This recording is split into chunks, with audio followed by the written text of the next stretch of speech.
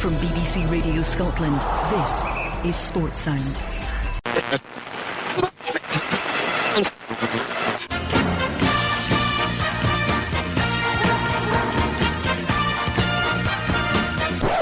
Don't be stupid, boys.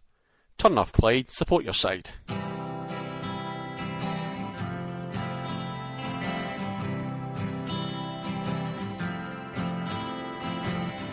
I would like to leave this city. This old town don't smell too pretty, and I can feel the warning signs running around my mind. And when I leave this island, I book myself into a soul asylum, 'cause I can feel the warning signs running around my mind. So here I go, still scratching around in the same old hole. My body feels young, but my mind is very old. So what do you say? You can't give me the dreams that are mine anyway.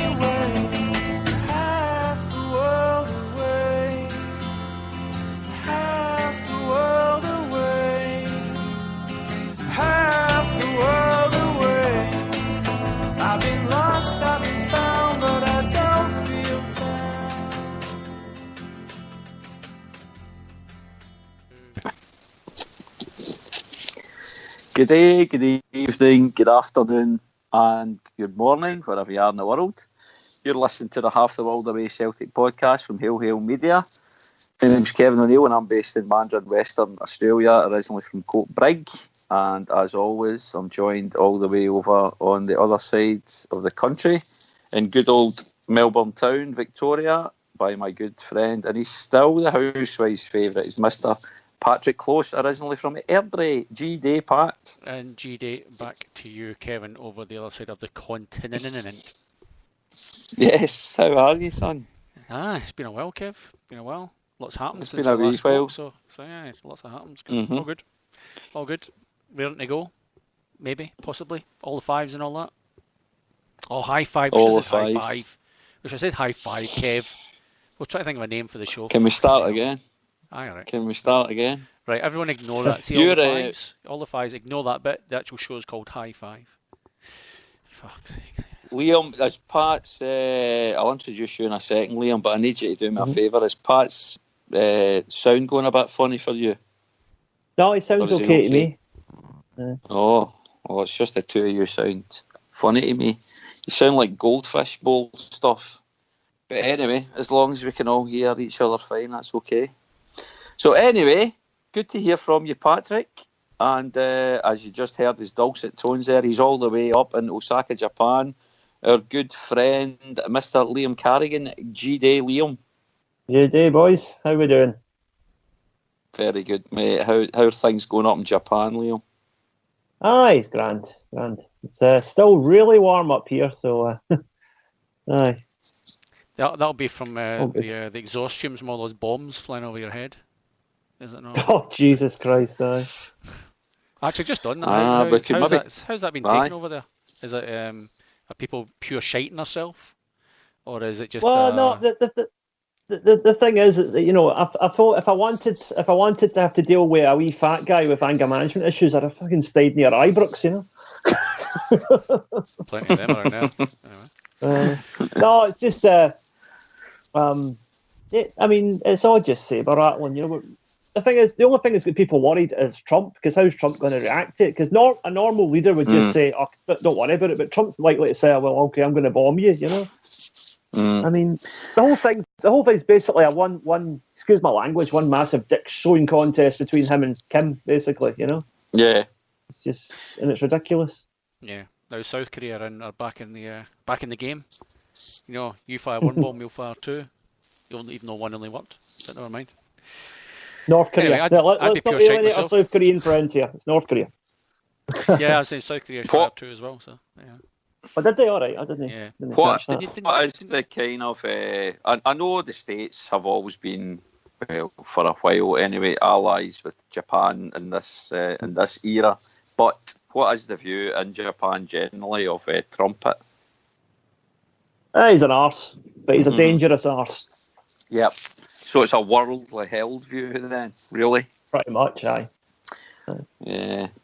No, it's a bit strange. It'd be interesting to know how it's kind of been portrayed in the Japanese media, I suppose, as well, because over here you're hearing about it as well. And it seems like it's a weekly occurrence just now. Oh, there's another missile getting fired over Japan from North Korea. What's the go? What's happening? Thing is, I don't want to get too political about it, but basically the Japanese government aren't slow to capitalise on it either. You know, they've been pushing for years to try and ditch the constitution, which basically says Japan isn't allowed to engage in military activity overseas. And North Korea take right into their hands by doing this. It gives them an agenda to say, oh, well, we need to have an army now, you know? No. Okay. Oh, well, okay. We'll maybe start another... we could start a Japan, North Korea, United States podcast some other time, but this is not what that's about. This is a Celtic podcast. Not just a Celtic podcast, it's a Celtic podcast based half the world away from paradise. So if you want to, if you are listening, if anybody out there is listening, I think we do have somebody in the chat room. We do. We'll come on to that in a second. We've got the Barrowfield Shamrock CSC on there. We've got Mark from the podcast. Hello, Mark. You've got big crazy horse. Wonderful. Eamon down in Hobart. Thanks, Eamon. Eamon's helped us getting some merchandise and stuff sorted out for our club. So, did you see our merchandise, Kev? I did. I was very impressed with that. Yeah. Yes, very nice merchandise. Yeah, if anyone's interested, get in touch with the Jockstein CSC. We've got scarves and flags and, macaroon bars and everything. It's fucking everything, tell you. Mates rates? Was it all mates rates? All for China. It's always good to pretty much all from China. Via North Korea, so that's good. Yep. Myrtle Beach, so the doc's on. Pat W, sorry Pat, I don't know what your second name is, and it's not me. Who else is in there? I think that's it. Yep, so Myrtle Beach. I sent a message to wee Burnsy. I sent a message to Burnsy, but I haven't went back into Facebook to check, because I think when I said that my sound was going a bit funny, it's because I came out the app and went back into it again. So I'm not going to do that again. Wee Burnsy might join us, he might not. But anyway, if anybody does want to interact tonight, you can do so, of course. We'll be more than happy to interact with you guys if you're listening live. You can send any tweets you've got to @halftheworld88. So any little questions, comments, observations, opinions, any of that stuff. We've not tried to get anybody on for a long, long time on Skype. I don't know how it will hang together, but if you want to give it a bash, just don't. You would? Nah. It's probably not worth it. But you never know. We could try it and see what happens. No. It's if you do want to try, give it a bash. No, Half the World 88 is the Skype name. No, you seriously don't. No, if you really want to. You're not taking the hint. No. It's worth a bash, man. And also, there's quite a few people in the chat room just now. You can always see us if you're listening to this on Spreaker, of course. Live chat is in there as well. I'll try my very best to try and keep up with that, as I know Patrick will as well. And we can interact on there and have some banter, etc. Right, chaps, without further ado, we'll get on to the PSG game, our first Champions League game of the campaign, proper. We were at home to PSG on Tuesday night. We get, pretty much hammered 5-0. There's been a lot of views expressed. We've probably had plenty of time to read everything, see everything in social media, form our own opinions after the fallout. We'll try our best to try and summarise our own feelings on the match right now, and I'll come to you first, Liam. I guess first of all, did you see the game, and what are your views since the fallout after the 5-0 drubbing? Right, well basically I watched the game a few hours after it finished, because obviously it was middle of the night here, so I dodged the score and watched the full game, and You know, Japan has quite a reputation for its adult video entertainment, but I've never seen anybody get pumped as vigorously as Celtic did on Tuesday night. Fair enough. Gubbed by a vastly superior team. I don't even think we played that badly. Just anybody who gets anywhere near PSG this season will be doing well, you know? Mm-hmm. Yeah, no, fair enough.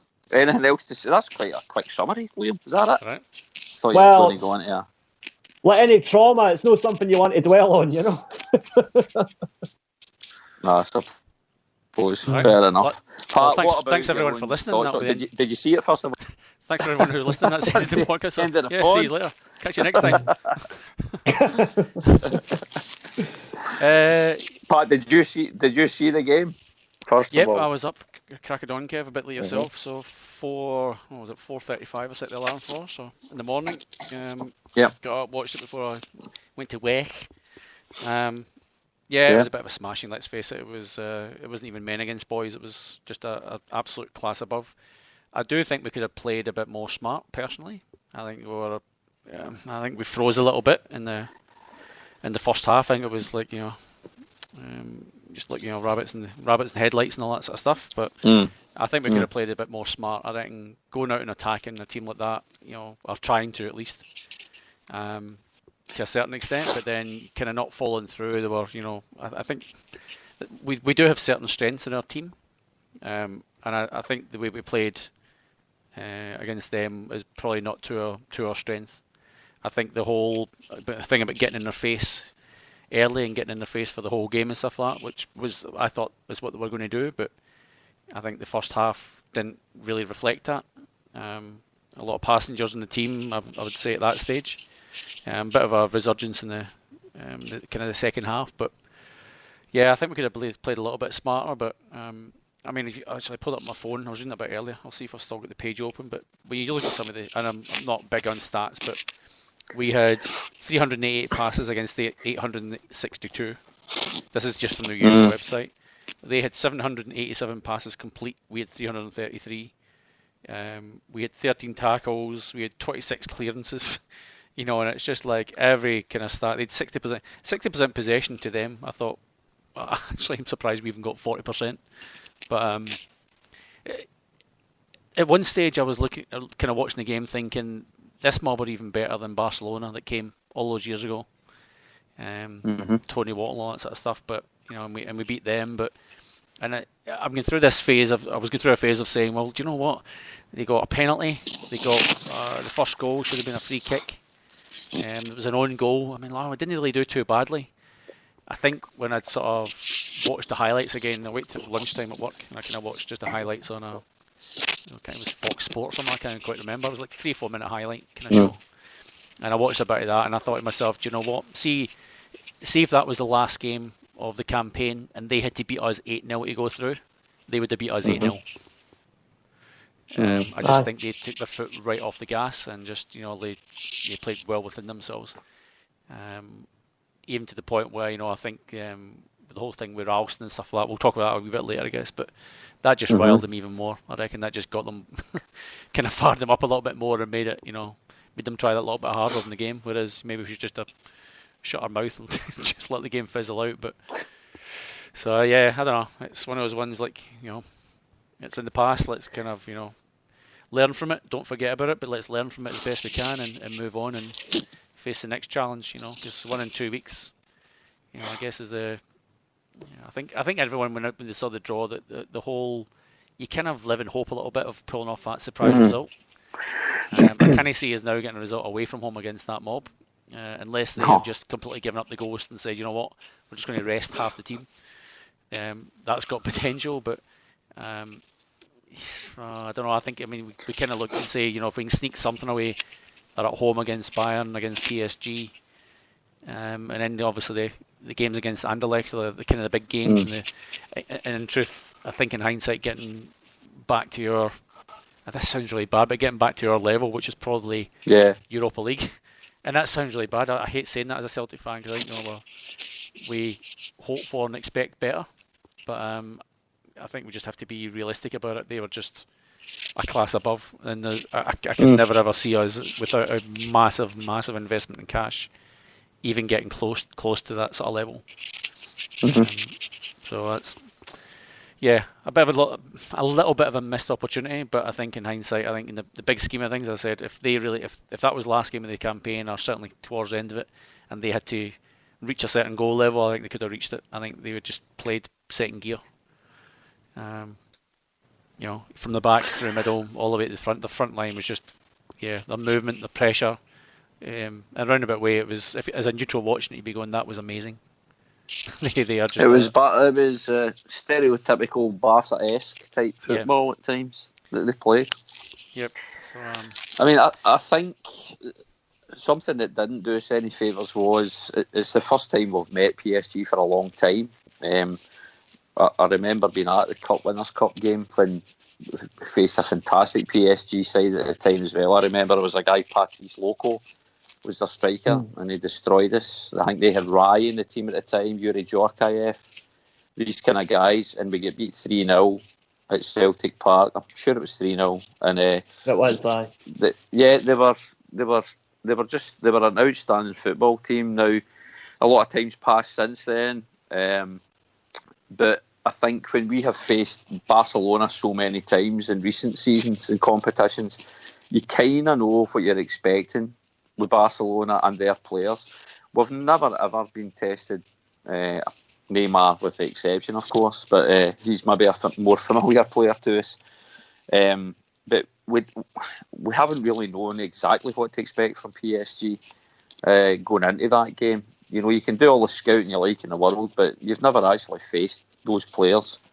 So it was always going to be a huge challenge. And I think the way Rodgers set out, I was actually quite pleased when I saw the defensive lineup, even although young Ralston, it's the type of thing you thought before the game, this is the type of game that could actually make or break this poor boy's career, because if he has an absolute nightmare, it could destroy the guy's confidence for one so young. And I think he started a little bit jittery, and I think he was caught out a bit for the first goal, but other than that, I wouldn't say too much bad about Tony Ralston's performance over the piece, the whole exchange with Neymar, which we will come on to shortly. But I was happy to see the centre half pair. I was happy to see Lustig in there. I was happy to see Simunovic, and of course Tierney was a certainty to be on the left hand side. So overall, with the team that he put out, I was quite pleased with it.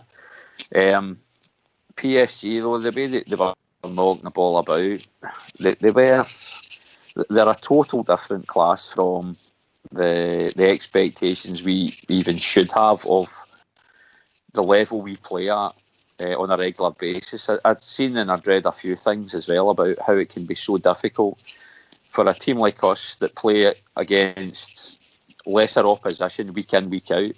It is so difficult to get yourself up and compete at such a higher level for that when you're used to playing teams of lesser ability. Let's face it, it's true, and it's not embarrassing to say so. So we probably went in with it. We were all maybe a little bit hopeful, but the bookies had us. I think the bookies in the UK had us at 14-1 at home to get a result against a team, and that's unheard of.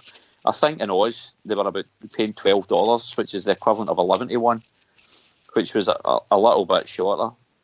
But let's face it, guys, the bookies got it spot on. It was a comprehensive cuffing. I think, as you hinted at as well, Pat, some of the goals, the first goal was certainly preventable. Yes, it could have been a foul that led up to it. The ball that sent Neymar through was superb, and I think Ralston just got caught out a bit. He didn't want to foul him, so Neymar sticks it away. Their second goal, it was a bit Keystone Cops maybe defending for that one. The penalty, was a bit could have been avoided. Again, Simunovic, you see that happen a lot. I think the strike, I don't know, was it Cavani actually fouled, but whoever the striker was, I think he did go down quite easily I think maybe in the SPL that might not, the striker might not have went down as easily as that. He's tried to just pull him back. He's went down. Penalty kick. You're 3-0 down at half time. The game's a bogey anyway. The fourth goal flashed across. Lustig unsighted because of the defender in front of him. Smacks off him. Bounces into the net. You can't do too much about that. And then about a minute later, unbelievable ball, unbelievable header by Cavani, and he finds a corner. Another time that maybe misses. So some of the goals were a bit kind of freakish as well.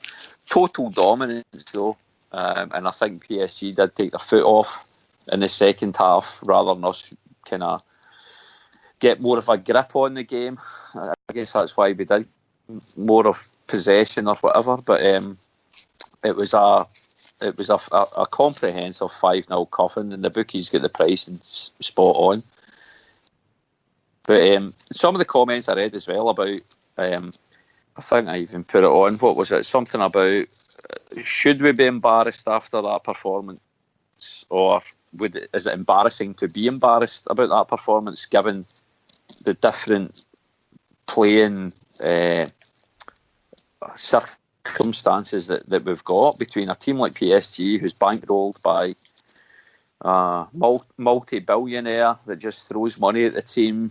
They've got the most expensive strike force on the planet, and we struggle to get the funds to get a really decent player, and with our kind of strategy, it's miles and miles apart, the different playing fields that we're playing on. So should we be embarrassed about getting humped 5-0 by PSG in that tournament? I honestly don't think we should be. They beat Metz 5-1. I believe they won again 5-1 in their league game back. Somebody's told me. Although I don't know how they can have played that just now. It's only Friday night over here, but I saw something that they'd won another game 5-1 or something like that. But they're going to hump plenty of teams this season, domestically, but also in the Champions League. I can see them doing the same to Anderlecht. So I think we put them behind us. We probably put Bayern behind us. If we're all being realistic, did any of us really expect us to be able to qualify out of this group? I don't think so. Absolute optimism at its best, I think, if anybody thought that we were going to qualify out of this group. So we need to be a bit more realistic. Is third a realistic chance for us? Quite possibly. But again, we've not faced Anderlecht for so many years. So it'll be difficult. It'll be difficult to tell. We can only go by the fact that they get beat 3-0 by Bayern. But we've got to look to those games against Anderlecht and the hope that we can do something in them and possibly finish the group in third place, and then that'll get us the parachute into the Europa League. That would be realistic expectations. But we've just got to look back. Remember, the first challenge that we've got as Celtic every year is getting into that Champions League proper. We've done it 2 years in a row now. Let's just enjoy being in the competition. Yes, it's never nice losing 5 goals to anybody. Sevco will testify to that, I'm sure. But let's just enjoy the experience in there. There has been quite a lot said about it, and there's a few, as usual, people bleating on about, it's disgraceful performance and blah, blah, blah. But it's absolutely night and day, the difference, and we've just got to have a bit of a reality check, I think. But that was my view on it. I sat through the lot of it. I didn't bother. It was 2:45 kick-off here in Western Australia. Got up as usual. It was on SBS for us in Australia, which was quite a good thing because it's potentially got a wider audience. That's like a terrestrial channel over here. So you were able to watch it in that rather than a satellite channel or online. So that was quite a good thing. But you'd love to think that was because Celtic were involved, but of course it was because of the Neymar thing, and all the talk was about PSG. But yeah, I sat through it all. I watched it all, and I wasn't embarrassed. At one point in time, I actually thought it was going to be because at 3-0 at half time, and for a while it looked as if it could actually just fizzle out and there'd be no goals in that second half. And I think if it had finished 3-0, would have come away saying, well, you know, there you go. But just those two quick fire goals put a little bit of icing on the cake for PSG. But did they deserve it? Did it flatter them at all, that scoreline? I don't think so. Should we be embarrassed about it? I don't think so. So that was my kind of summation of the game, guys. I didn't lose any sleep over it. In fact, I managed to get back to sleep for a good hour before I had to get up for work. So certainly not embarrassed about the whole thing. That's for sure. We just need to look to the next game. We'll look to the Anderlecht game and see how we can react. Well, I think that's the important thing, Kev, is to try and, I guess, bounce back from that. I know you're saying that we shouldn't be embarrassed and stuff like that, but I think everyone expected a little bit better from us. I think it was, there was a glimmer of hope, but I think from early stages, when you see them sort of spraying the ball around, you just hope you can get out of it without a 5-0 defeat. But sadly, that's an interesting one though, Pat. Because what was the glimmer of hope based on? Just the past record at home, and just more the causing the upset in years gone by. The Man City games, Juventus, Man United, these kind of things, and the hope you could kind of do it all again. But I think the thing was the huge unknown of what PSG were actually like, though, because we've all heard about it. With the strike force they've got and the money that have been thrown at them, you read about it, hear about it, we see it, but we've never experienced it. Whereas like with the Barcelona situation, we were kind of getting used to the Barcelona situation, so you kind of know what you're getting. But I think there was just that totally unknown factor, which probably caught us maybe a little bit by surprise as well. I don't know. Well, a little bit, but I say I don't think. I think we froze a little bit in the first half. I think if we played. If we'd come out and started the game the way we started the second half, I thought we'd have. I was going to say like we'd have come out of the game with probably a better result and probably a better feeling about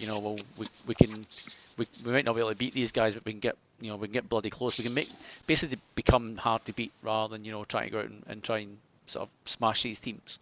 If we'd go out with a 1-0, 2-0, 3-0 result.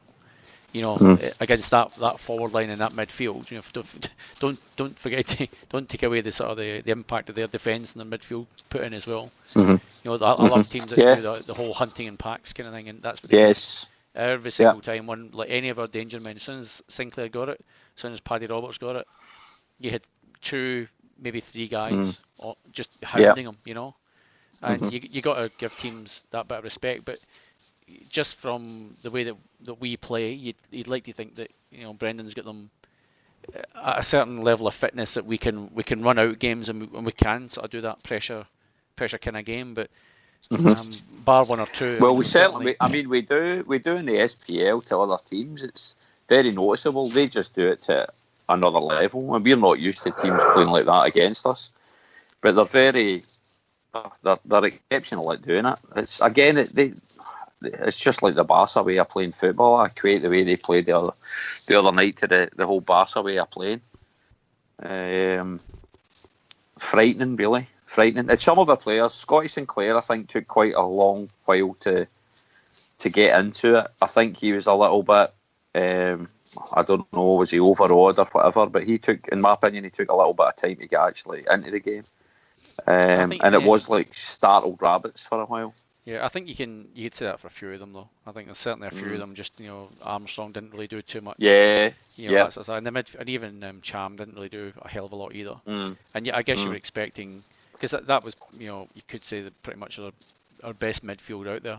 Like just from last year's performances. With towards the end of it, Armstrong was playing really strong, and maybe that's those you can't have Cham and Armstrong in the same team. Maybe it's just like it's too.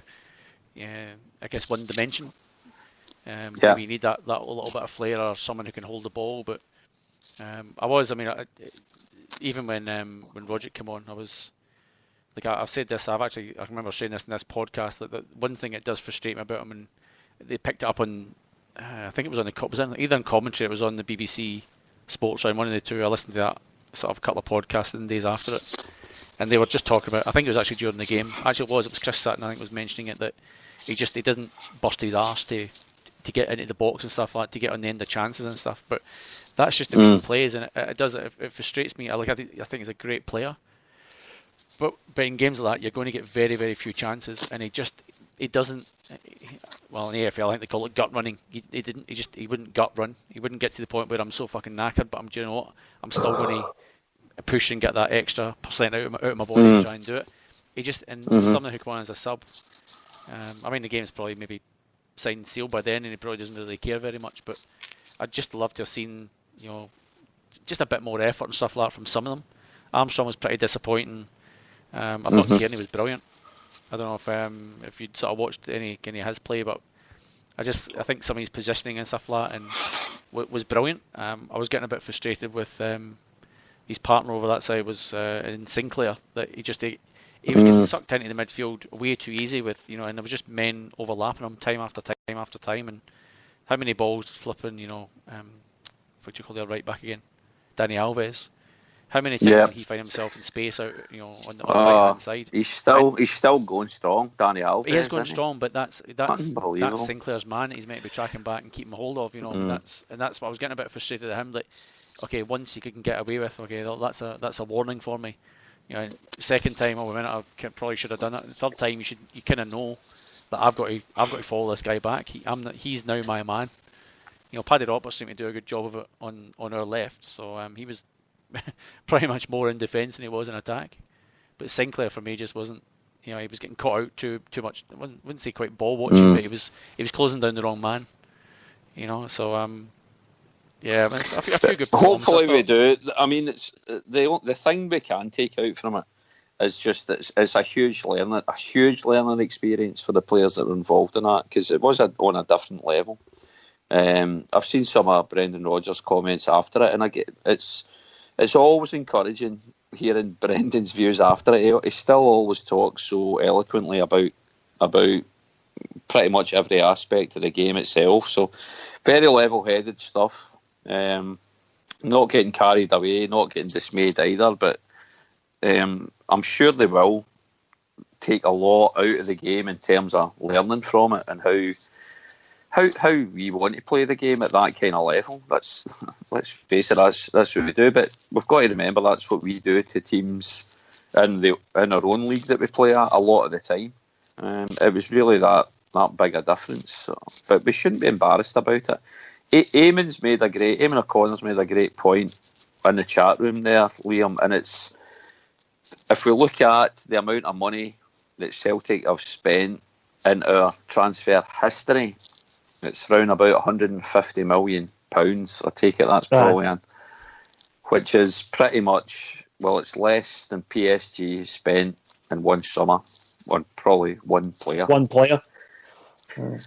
So I mean that says a lot when you look at it that way. I mean, you look at the type some of the players we've had, and back in the day with those big money signings of Sutton and Hartson, where Martin O'Neill did spend large amounts of relatively large amount of money on for the leagues we play in.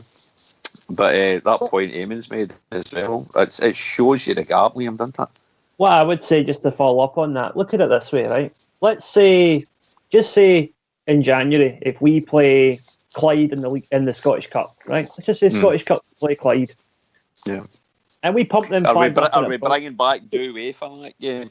Oh, let's not start. Let's just say we go to Broadwood, we pump them 5-0, right? Are Clyde going to feel like they've been humiliated by that?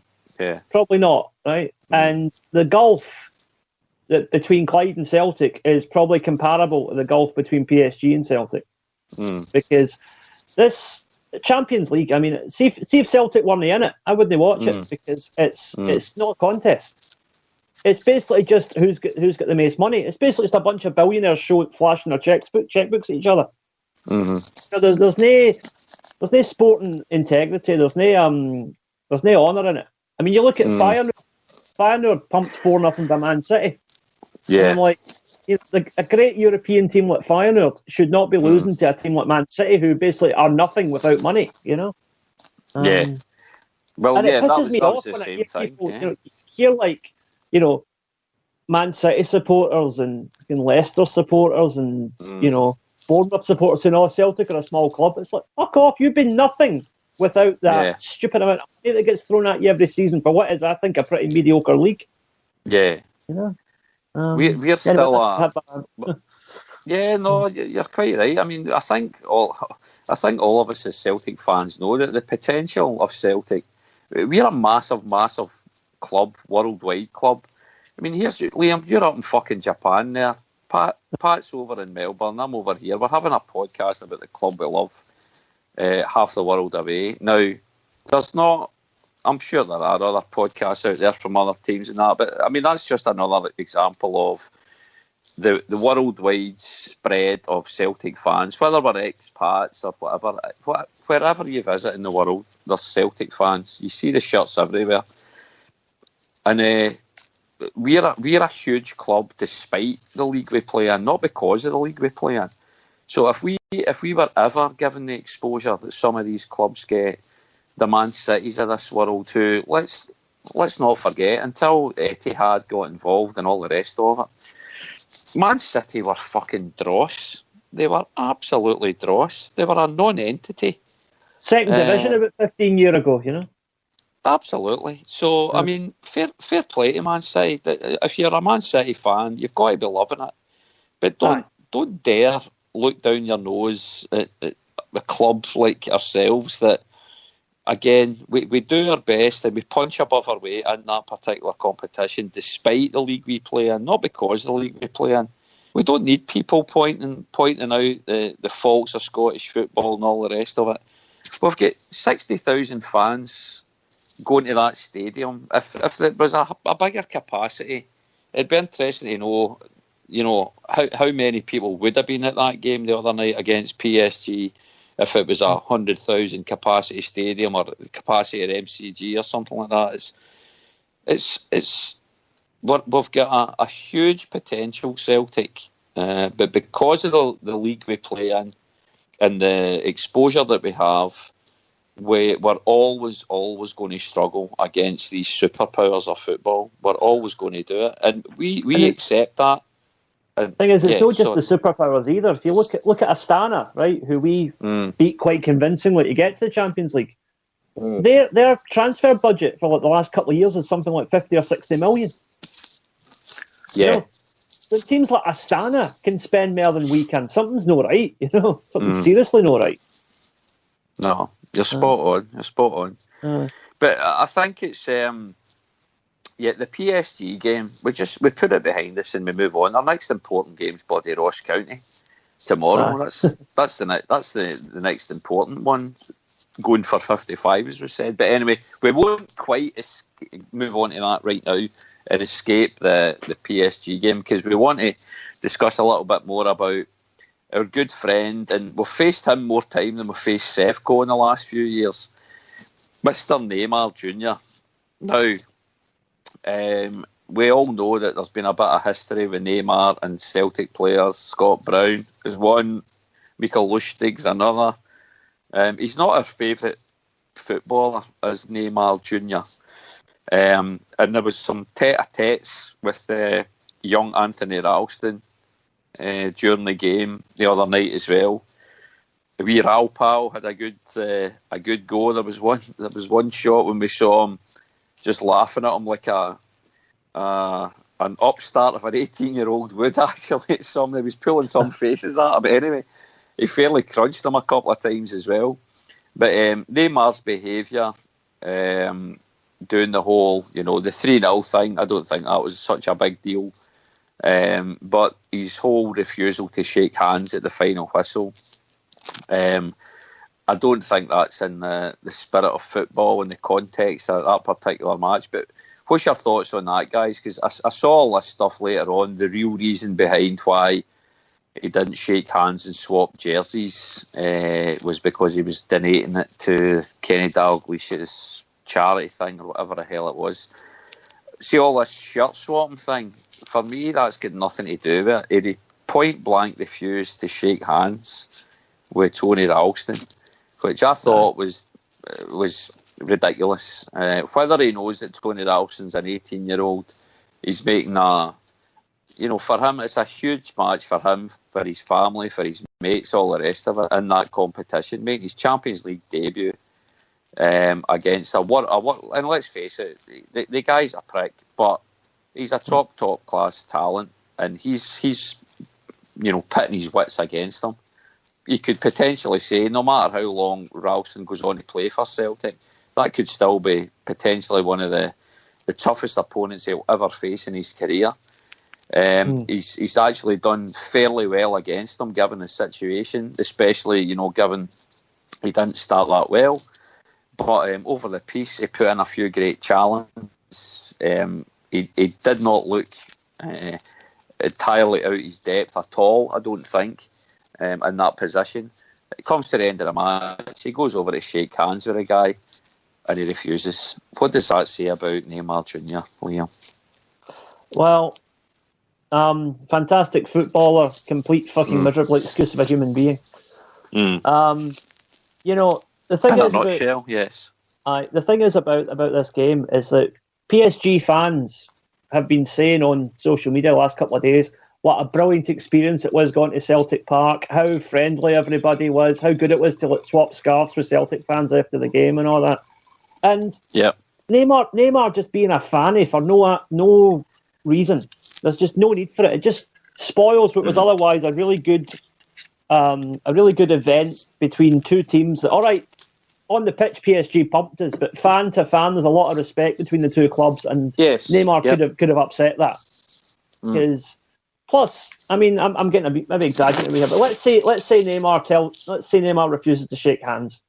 If we'd have had like a Roy Keane or somebody in our team, Neymar could have got a belt in the mouth for that. Because I don't know about you, but to me, my personal sort of code is like, if someone disrespects you like that, is belt in the mouth material.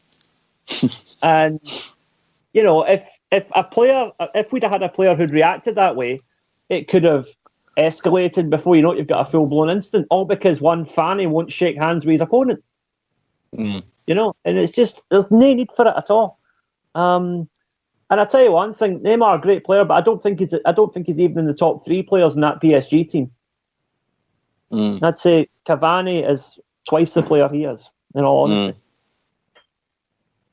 No, that's fair enough. I mean, Pat, you're taking that whole situation, and there is the other aspect to it now, that it seems to be as if some of the media are portraying it as, the real reason. For me, it was nothing about swapping shirts. It was a handshake thing.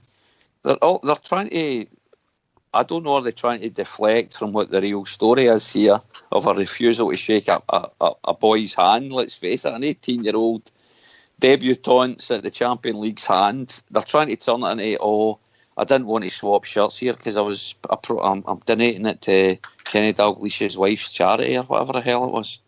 And I'm like, wait a minute here, no, it's fuck all to do with swapping shirts. You refused to shake the guy's hand when he's held his hand out to you.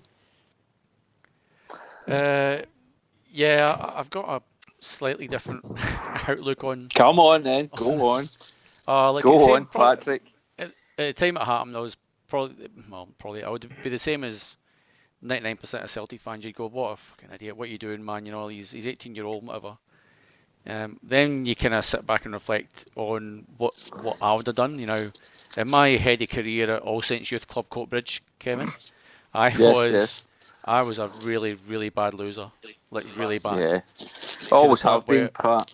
I would actually, and I actually feel embarrassed about it now. And my kids play sports. So my son tomorrow plays in his basketball team's grand final tomorrow, Kev. Good. So that's kind of exciting. Good. And he's shake hands with people after it, no matter the result, Patrick. That's kind of the end thing in Australia. You line up and you shake hands with your opponents after the game, no matter what. So now, I remember leaving games, basically the final whistle would blow, and I would literally turn and head for the dressing room. I wouldn't shake hands with folk. That's why they called you Neymar Jr. That's because well, he's named after me, so he's actually middle name. Yes. Patrick, if you didn't know that. So. Neymar Patrick Close Jr. So, in a roundabout way, I think you can say, well, show a bit of respect. The guy's he's an 18-year-old player. He's only played a few games.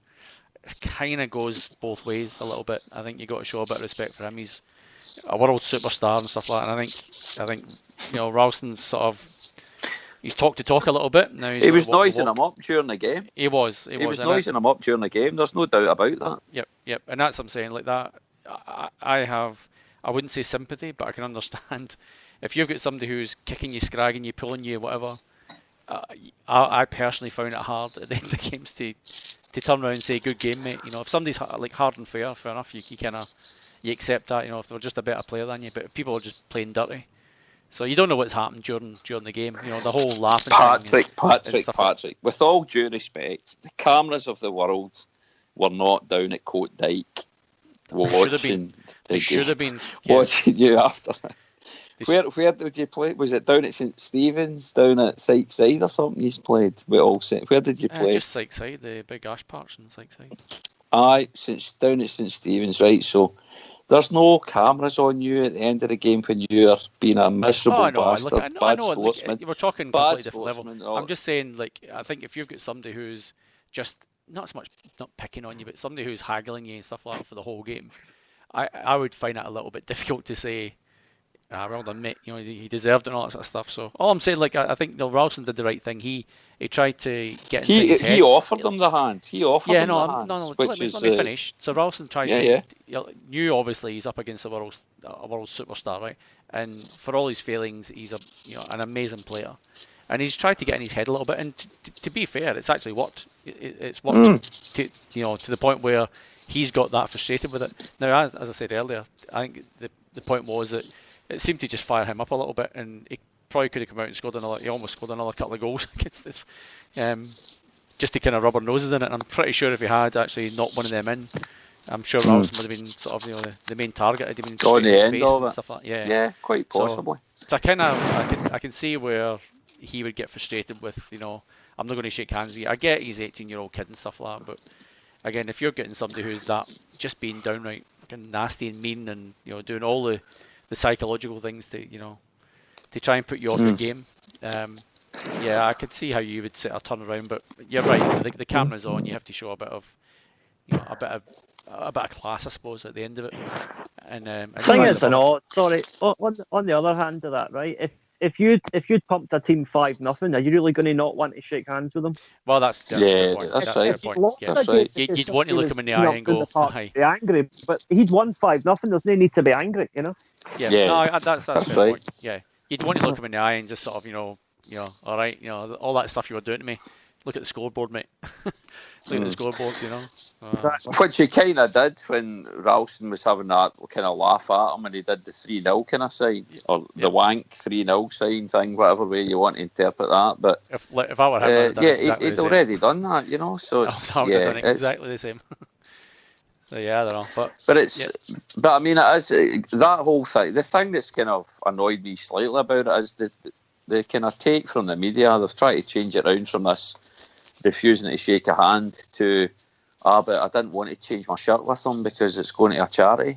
There was nothing about swapping shirts. It was a handshake. Absolutely nothing to do with that. There was a bit going on at the end of it. You could tell because the fact that other players got involved. Of course, there was. And you could someone made a comment. And you actually saw Neymar covering his mouth as well, because you know how sometimes they'll do that so the cameras can't pick up the lip reading thing. That's it. And he's covered his mouth, so he's obviously said something as well. But credit to Ralston as well. After it, when he's been asked about the whole incident, he said he's not going to lose any sleep over it. So credit to the youngster as well for that. So well, as I said earlier, though, I think he's talk to talk, but now I think he's got to walk the walk. He's got to basically show that same attitude in every game he plays. Now, if some of the things I was reading before, in terms of what his performance was like as a younger kid, I think it was one article I read. It was something about him and Tierney playing the same team, and like Ralston was just head and shoulders above. So maybe the time's right to sort of to get him into that position, and if that's who they're going to go with down the track in the future, maybe now's the right time to do it. He's got a bit of he's only played probably half a dozen games. Maybe against teams like Ross County. Give Lustig a bit of a break. Try and sort of get him through the season and stuff like that. So maybe now's a good time to get him out there. He's obviously shown faith, and we'll put him in against the one of the most expensive player in the whole world. So, I'm sure do you know what, Pat? That is a good point. And I know this wasn't one of the ones we were maybe, or one of the topics we were going to talk about here, but the whole Ralston thing playing on the right hand side there, and the way that Lustig and Simunovic played the other night, do we think those guys had a mare, the two centre halves, or going into this game against Ross County tomorrow, who's your centre half pair going to be? Were Lustig and Simunovic a nightmare, or were they just up against such a quality team? Well, would you throw that pairing in again in a game? Liam? I think you have to, because even if you do feel that they were at fault for anything the other night, if you don't show confidence in them, then by proxy you're saying it was their fault. And the media would jump on that, and that's bad for both players' confidence. Because they're both players that we're going to need. I mean, not necessarily in those positions, but they're both players that we need, and we need them to have their confidence up. So I say you play the same team against Ross County, and you let them redeem themselves. Pat, how do you think Lustig and Simunovic did at centre half, the two of them? All things considered. Yeah, they were in a no-win situation, really. You know, I don't think it did too badly. I thought outside the penalty, I thought Simunovic was pretty solid. Read the play pretty well. His tackling was pretty good. I think with Simunovic, I think the thing you have to be wary of is I think his injury worries are probably in the back of everyone's mind as well, and I think you have to kind of manage him through games. Yes, you might see him play on Saturday, but I wouldn't say you see him play against Dundee the following, on the Wednesday in the League Cup. So I just think you have to manage him a little bit better, because all those kind of games. I think he played international. Did he play international for Bosnia? I know he was in the squad. Yeah, he was in the squad, but didn't get a game. Yeah. Yep. So that's maybe one thing, but yeah, I think you want to stick with him. But I mean, I do like Lustig at kind of right back, but he brings a certain level of composure, I think, to the central part of it. But is he kind of fast enough and for a centre half? Yeah, I guess it's because I guess it is just the cover that I'm more talking about just now as well, because the other option just now is either Ajer or Beaton, while Boyata's out, or while Sviatchenko's out is the other one as well. Of course, I guess it's more the cover. And my take on it the other night was, I thought the centre halves did relatively okay. The Simunovic penalty incident, on another night, on another time, with another striker. He's made a bit of contact, but it's more of a pull back or something like that, so it might not have been a penalty. The Lustig own goal thing, I don't blame him at all for that, because the ball's come across just so quickly. He's been unsighted by the play in front of him, and it's just hit off him. He's not had time to react. So I actually thought the two centre halves did fairly well, and given the kind of stage we're at with the recovery of Boyata and all the rest of it, I think that central defensive pairing just now of Simunovic and Lustig would be certainly for SPL. Bloody hell, it's going to work. So let's give Ralston that shot at right back for a while. Let's give him the shot at right back and see how he does. Because it does, it shows a bit of confidence in him that he can play there. And until such times as the likes of Boyata's back, or Sviatchenko, let's do it, because I think that's my preferred centre-half pairing, Simunovic and Lustig, rather than having Beaton in there or young Ajer. I quite like Ajer, but just I think Lustig, because of his experience as well, just gives me a little bit more confidence for the centre-half position just now. Anyway, gentlemen, moving on. There was also another incident during the game the other night, and I want to cover it anyway.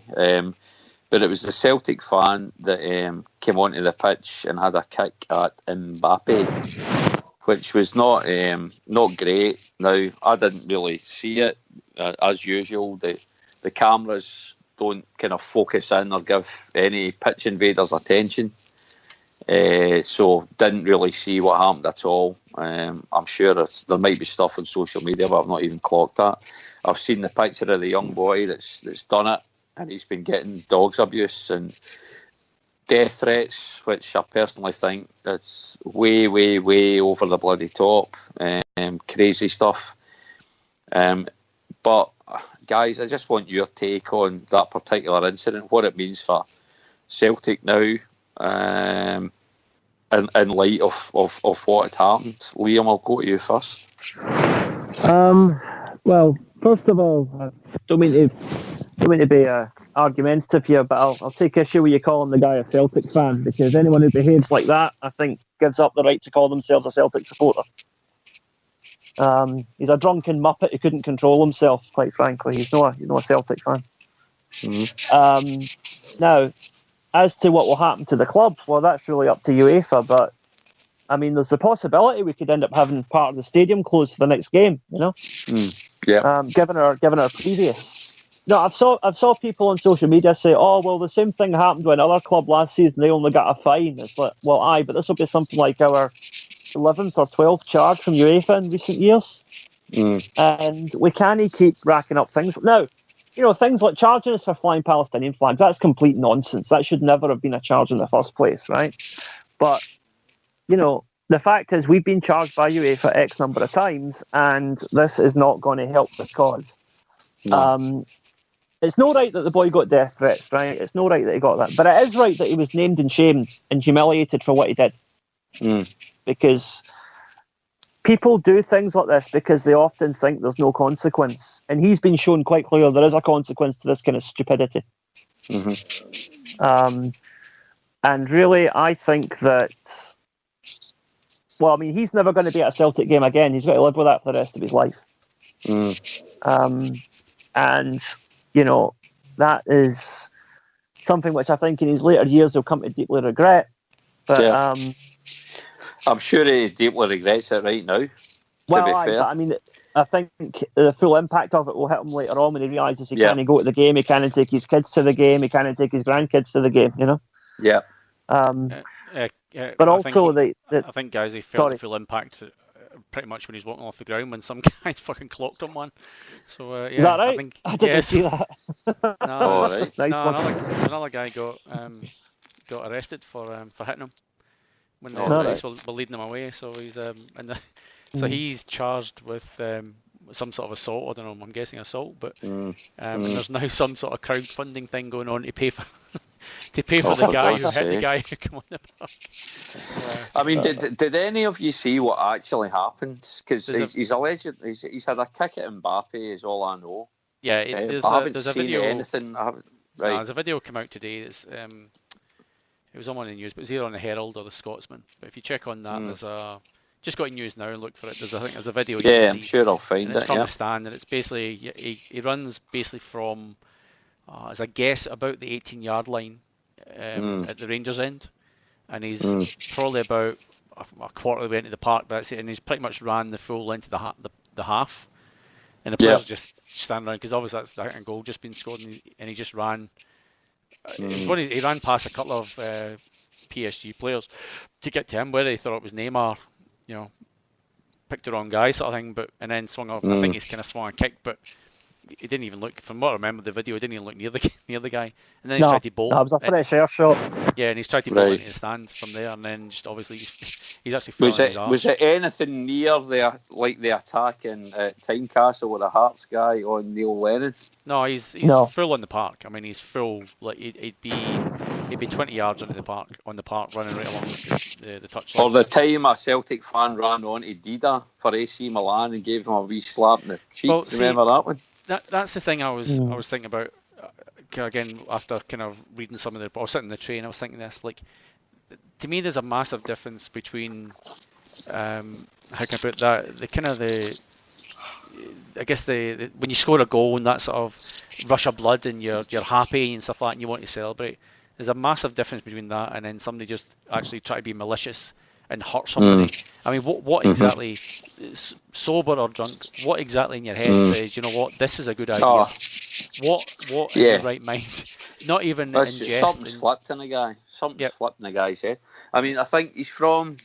Was it Armagh he's from? He's only, I don't even know what age he is, but I'm only judging by the pictures, but he looks a youngster. No, he's from Armagh, so...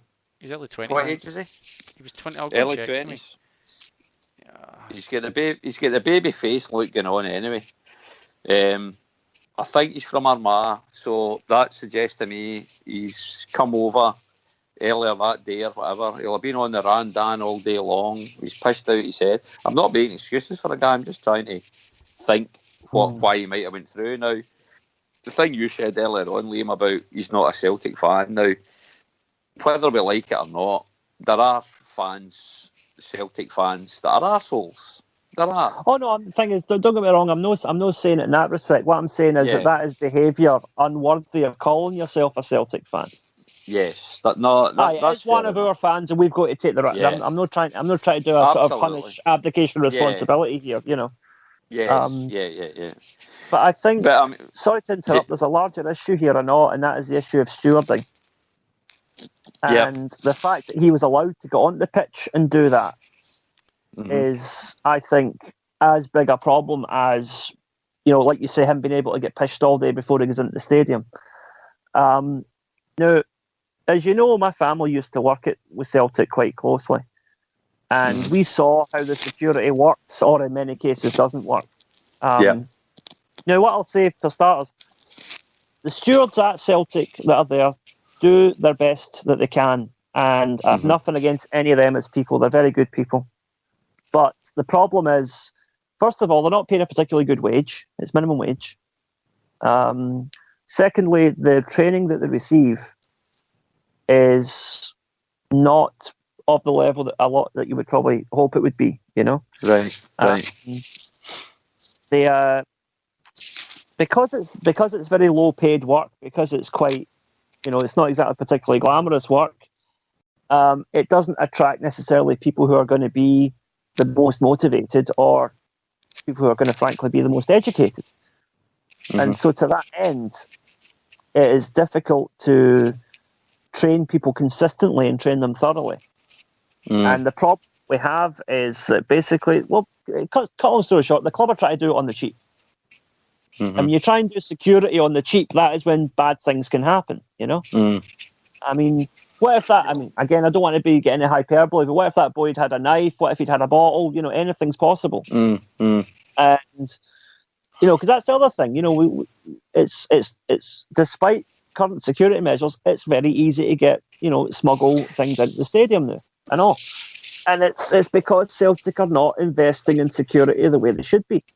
They're scripting there. I mean, when you see the kind of fines that UEFA hand out for certain things as well, they're not, well, certainly to the PSGs of this world, it's absolutely nothing. But I mean, even some of the fines that Celtic have received, it's not even a player's week's wages, some of the fines that you get. So it's not a huge deterrent. So Celtic are probably looking at that and saying, right, we could either spend X amount of £100,000 on improving the stewarding or whatever, or we might be able to face a £25,000 or €35,000 smack in the wrist if somebody manages to go on the pitch past them. So that's probably a decision that they're making, rightly or wrongly, and it's definitely the wrong one.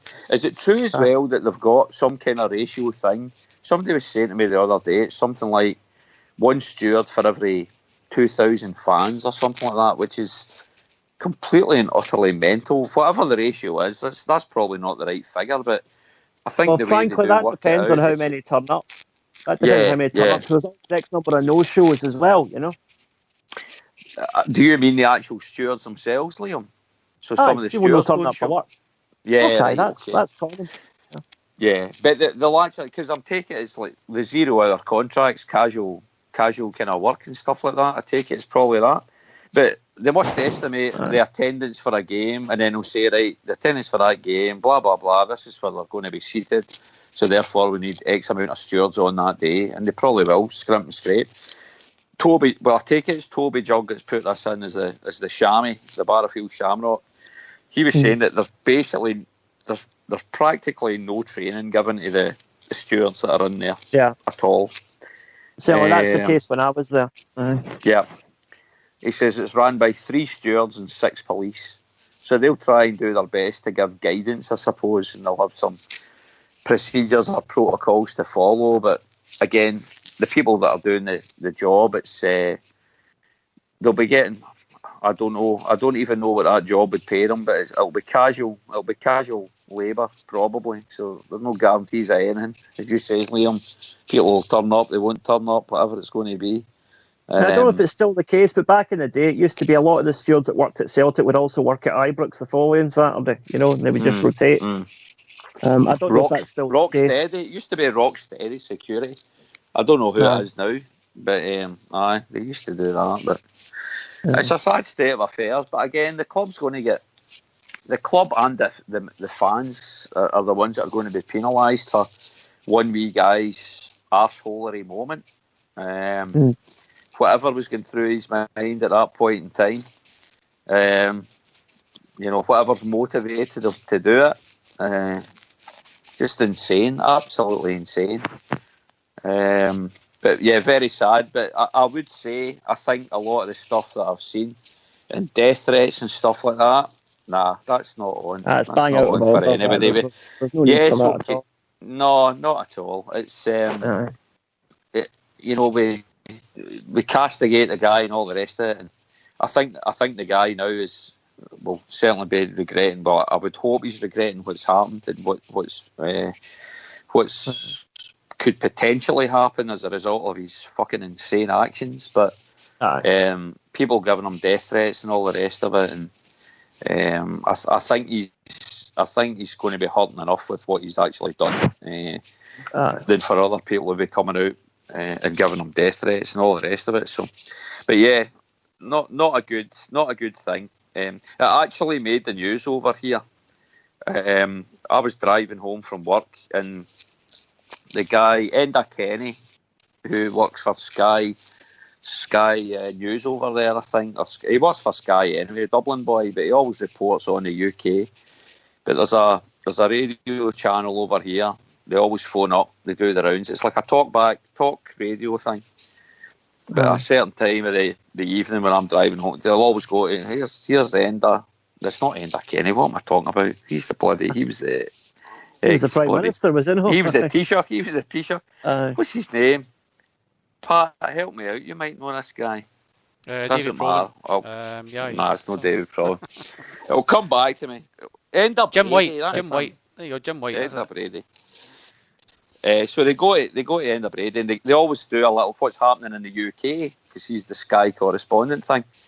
Anyway, I was driving home the other night, and bloody hell, the top story, it was Celtic were playing in the Champions League last night. So this is in Western, a local Western Australian channel, Perth bloody radio. Celtic were playing the Champions League last night against Paris Saint-Germain. A fan came onto the park and he kicked a player and blah blah blah. And this was the main headline on his little update. I'm thinking, Christ Almighty, this has certainly made the news. And I had a meeting with one of the guys that we work beside, one of our clients, and I went in to meet him the other day. And we always talk. This guy, he's Macedonian extract, and he's involved with Perth Glory over here and all the rest of it. But he was saying his first thing he said to me was, "What about Celtic? That Celtic thug that went on there?" And I'm thinking, for Christ's sake, here we go.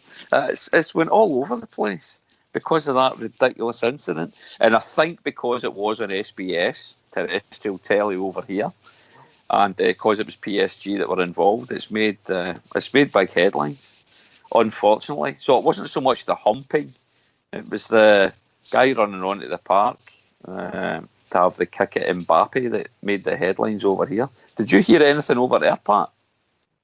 No, not really. No, I wasn't. I keep a bit of a low profile after things like that happen. I'll turn to be more interested in the AFL for those day or two after that. A big loss like that. So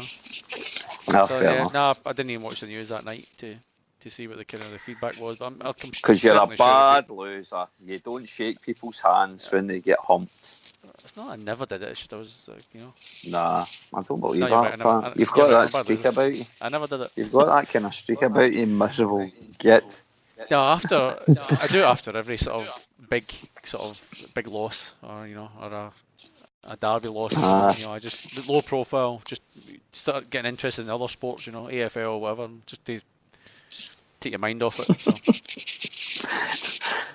I'll tell you a story about what I used to do when Celtic used to get beat when I used to live at home with the parents many moons ago, but that's for another podcast.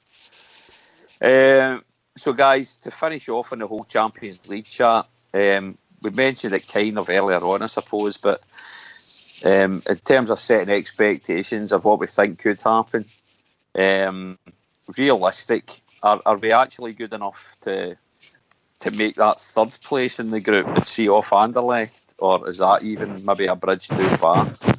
Liam, I'll come to you first. Okay, we'll get past Anderlecht, I think, pretty sure. Nae bother, says Liam, nae bother.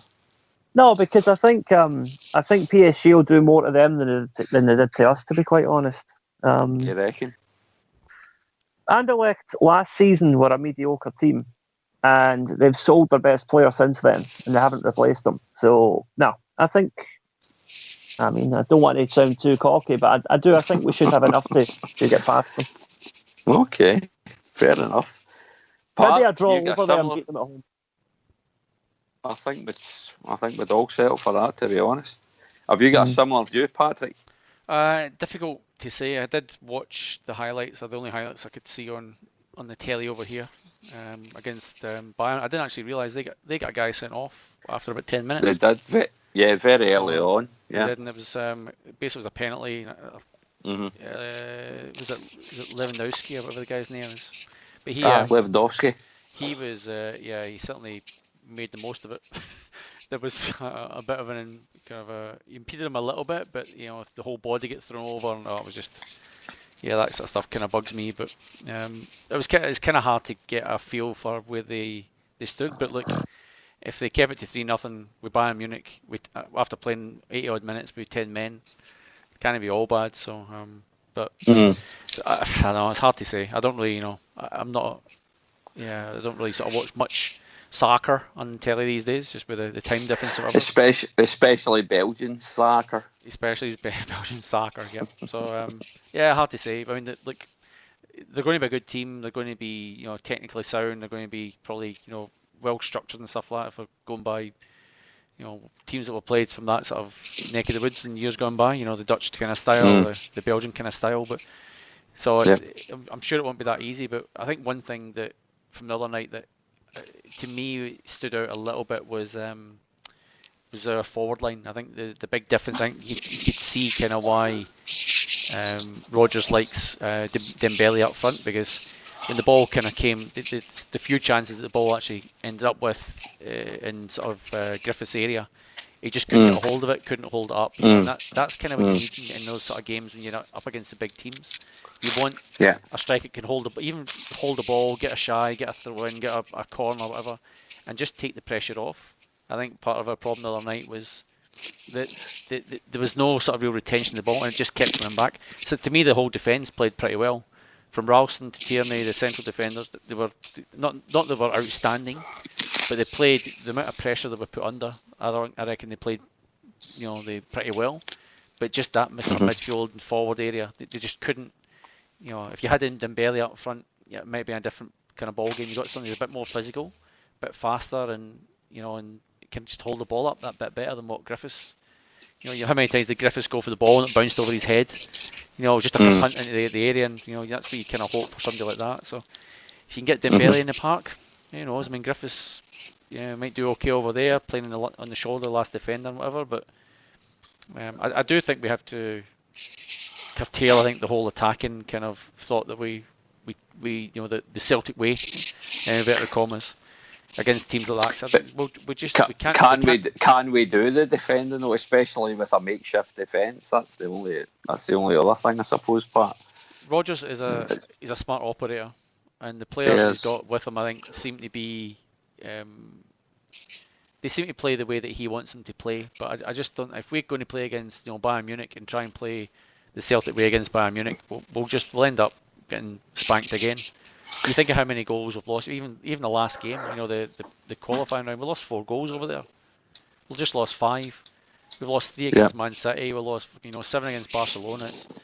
You can't go out and attack and keep getting spanked 3-4, 5-0. But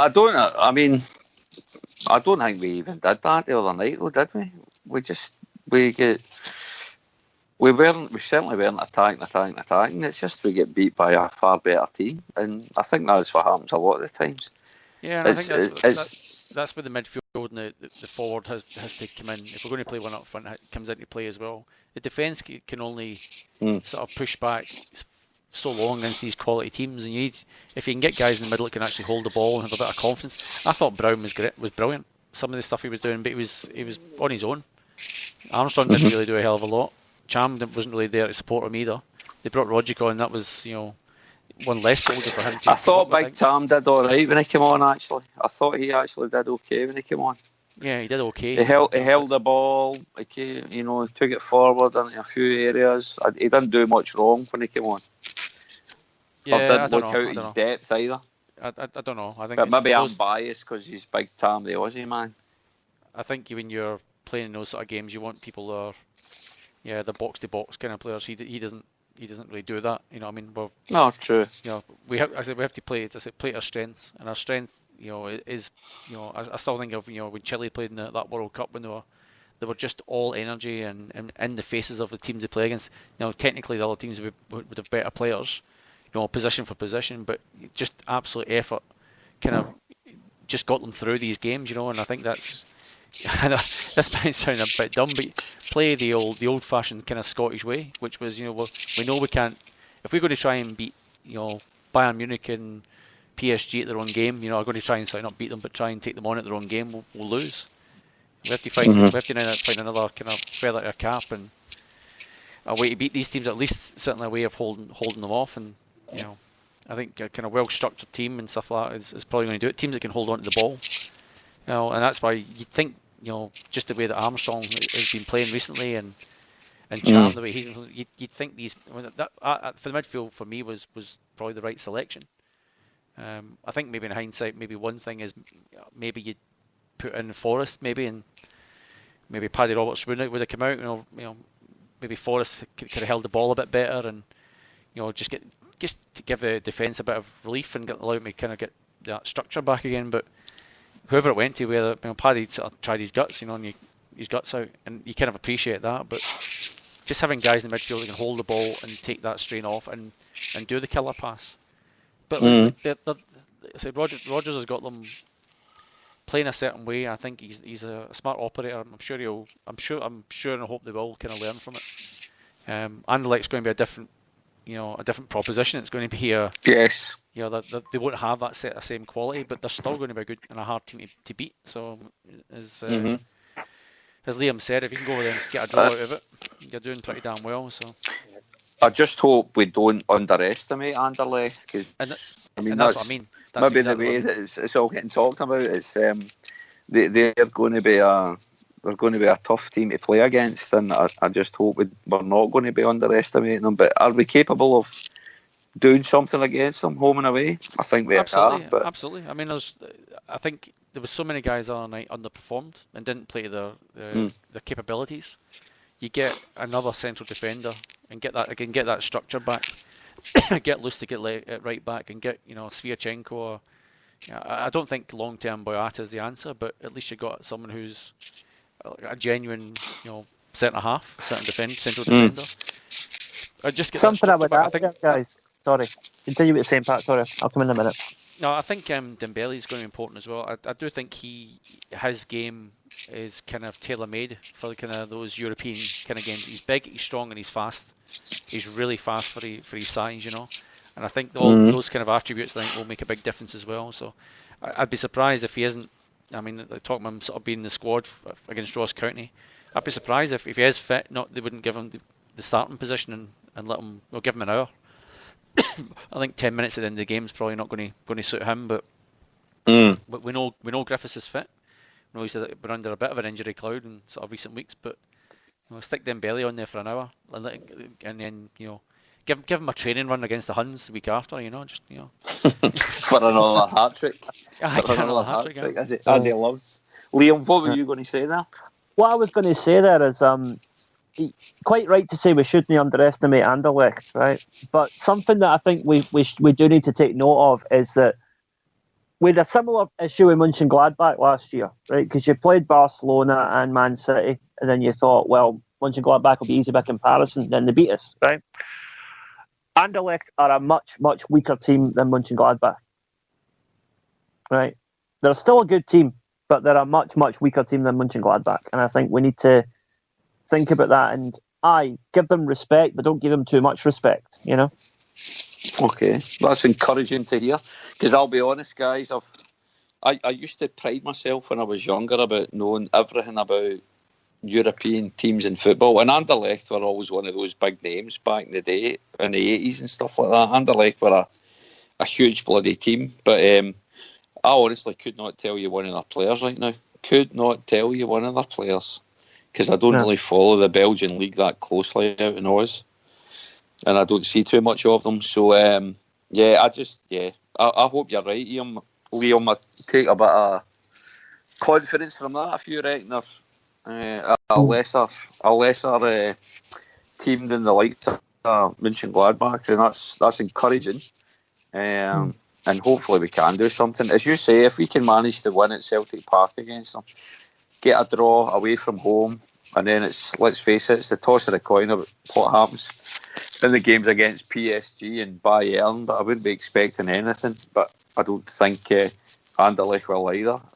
It's going to be a head-to-head between us and Anderlecht for that third spot.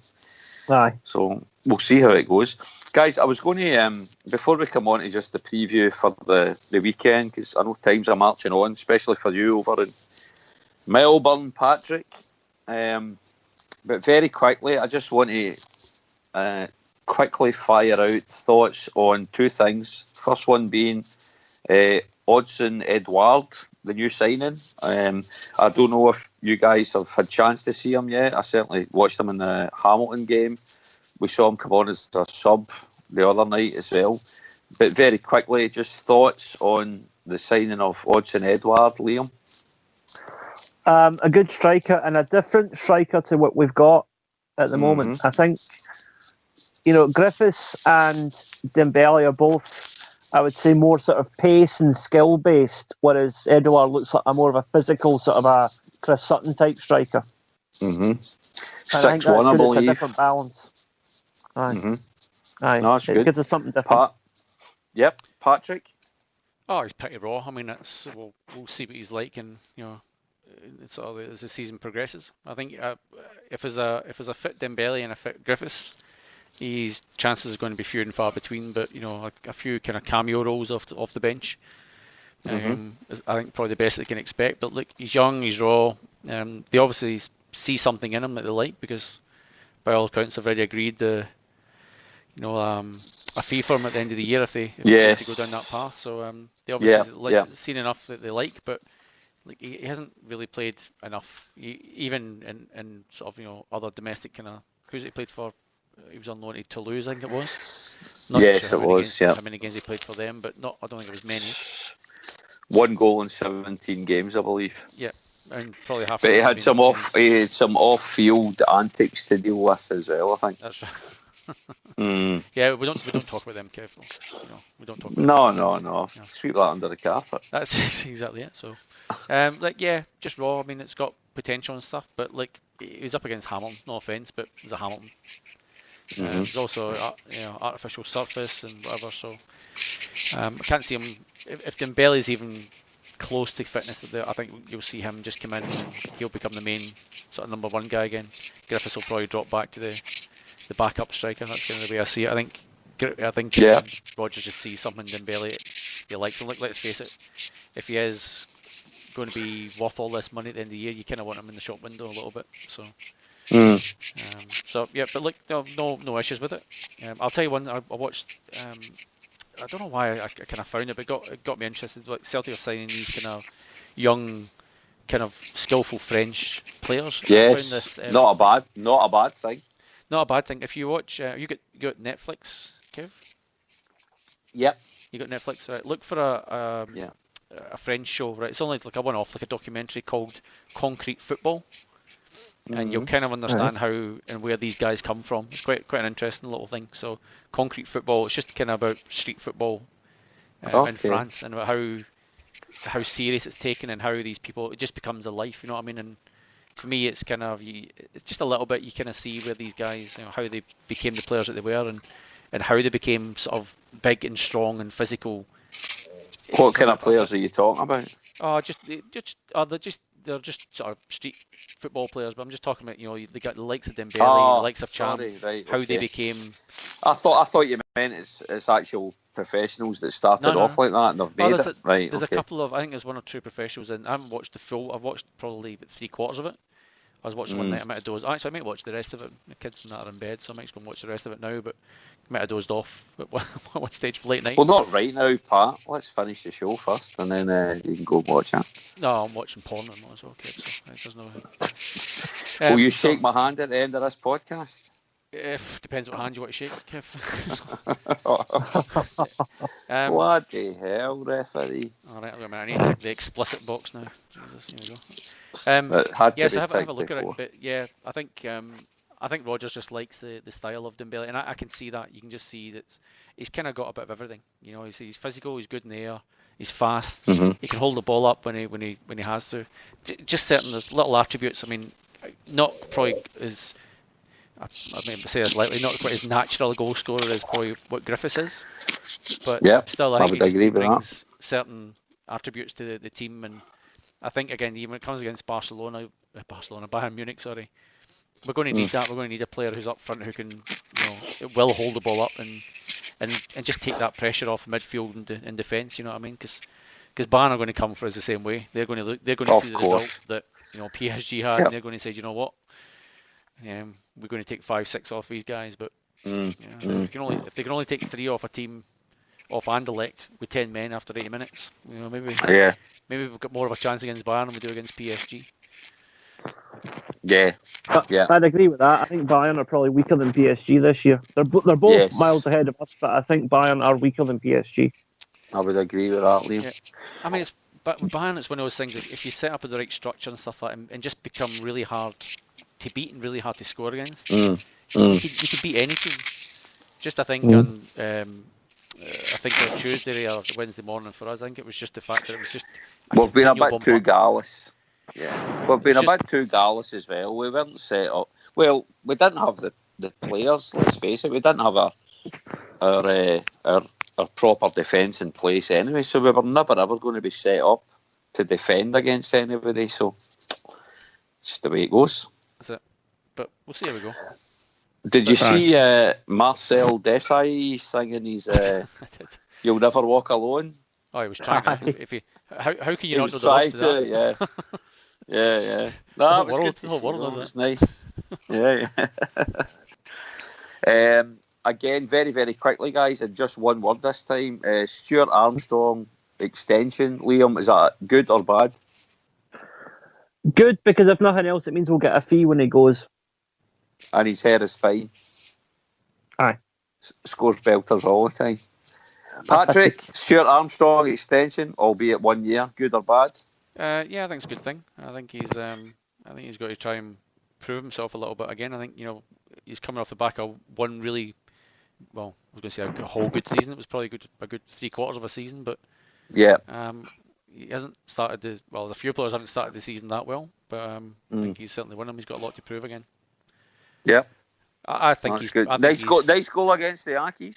Lovely goal against the Ackies. Oh, look, he's a good player and stuff. For me, I think he's still pining for a move to the English League somewhere. I think I've said this all along. When he signed for us, to me, he chose us because it was kind of his only big club option he had home. If it was any team in England that had come in from, I reckon they left. He would have went to them.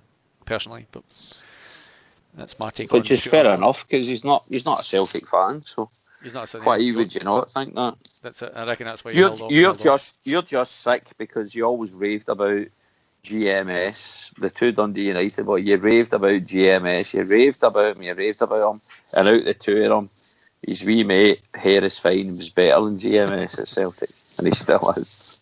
Well, GMS is struggling so much, he chucked himself in the river to try, because he couldn't get over it. Exactly. So no, I think it's a good thing. Armstrong signing. I think he was out his depth, or he felt a bit out his depth, but he's only going to learn from that, I think. So he's got great qualities, and he's a goal scoring midfielder, which is always a good thing. So I think it's a good thing. What about Scott Brown? He signed an extension as well. Our glorious captain, 10-year. Would you call it the good old testimonial year? Him signing an extension, good or bad, Liam?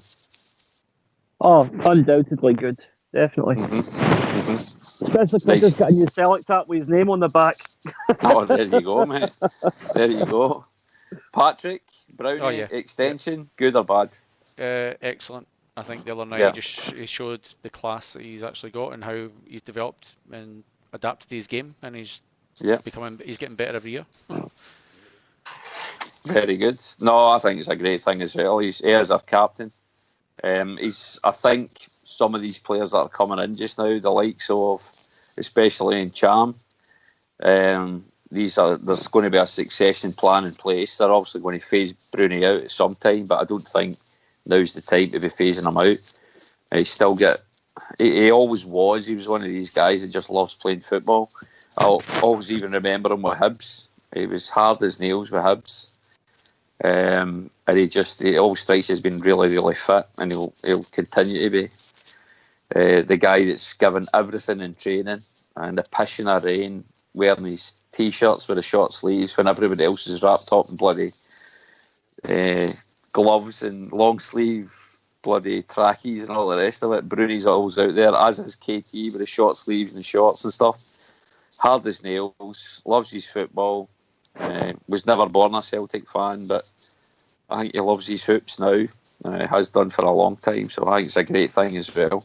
And he'll get phased out in due course, but now's not the time to do it. So I'm delighted that Bruni signed his extension. Final one I was going to say is Big Yozo extension signed. Good or bad, Liam? Oh, definitely good again.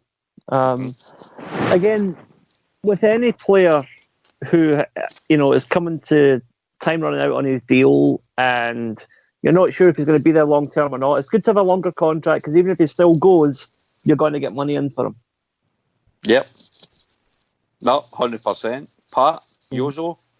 Good or bad extension? Good. Well, he's the best centre half I've got at the moment, so I would agree, mate. It's good to keep him along, but I still worry about his potential injury. I think he's just one bad tackle, one thing from a long term away from a sort of long term break. But anyway, in terms of signing and stuff, I know you just mentioned about Scott Brown, kind of the eventually going to kind of phase him out of the team and let the young guys come through. But what do you call him? Kouassi. Yes. Kouassi. Yep. What the fuck? Seriously, what's happened to us? Didn't we sign this guy for a couple of million quid? And he's. I quite like him. He's never played. He only played 3 or 4 games. No, he has, and I know he was used a little bit during the pre-season. The game down at Sunderland, there was, I'm sure, him and who was in him? Was in Cham signed at that stage? Can't remember. It might have been the Sunderland game, but I thought he had a good game. I've been impressed with him when I've seen him. I think he's one they're just holding back for whatever reason just now, whatever that might be. It might be he's not settling in as quickly as some of the others. But I've liked what I've seen of Kouassi. He's quite.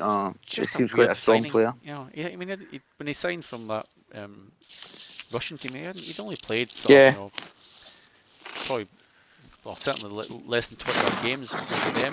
It's quite a lot of money to spend on a young kid like that, and then not to you think of what Cham's done since he's come in. He's pretty much hit the ground running. But where they expected him to do the same thing, I don't know. But it just it's a weird one because he's a big lad. He's a big, strong lad. He is. He's I quite like him. I from what I've seen of him, I quite like him.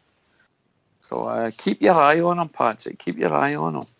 And Brendan we trust. Remember, and Brendan we trust. Yeah, fair point. Guys, I did say that Simunovic would be the last one, but very, very quickly, and this was the whole point that I thought about this little good or bad signing, but Callum McGregor, he signed an extension as well. Is that a good thing or a bad thing, Liam? Well, again, it's a very good thing, and I think he's a player that this season's the one where hopefully he's going to finally fulfil his potential, you know. He showed in flashes what he can do, but he's never really commanded a real... You know, he's never been one of them. So, he's got to be on the team sheet. You know, I think this season's the season where he needs to step up a wee bit and prove that. You know, and I think that's usually because from season to season we tend to bring in players, and a lot of those players, as we know, have been round about the midfield area. But to be fair to McGregor, he's seen off a few, and he's still competing with a lot of these guys. So he signed a 4-year deal, takes him up to 2021. Which I think is a great bit of business. He's the type of midfielder I like, or the type of footballer I like. As soon as he gets the ball, he plays with the head up all the time. He's always looking to pick a pass, and the wee man can score a goal as well. I think it's a great bit of business. I'm delighted that we've signed him onto a longer deal. McGregor, good or bad extension? No, good. I mean, he's. I think you kind of forget he's still only 23, 24 years old. He's not exactly old. He's still got to reach his peak.